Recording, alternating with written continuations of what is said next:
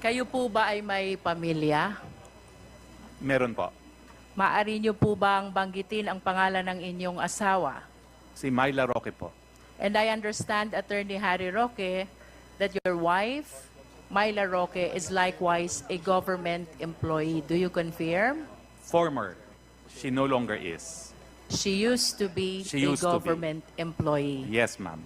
May we be enlightened, Attorney Roque? Saan po ba siya nagtrabaho before? Well, let me correct, ma'am, your statement that she was a government employee. She was not, because she was a private representative to the Board of Trustees of the Pag-ibig Fund. And her category as a as a private sector representative did not make her a government employee. As in fact, she was not covered by GSIS, and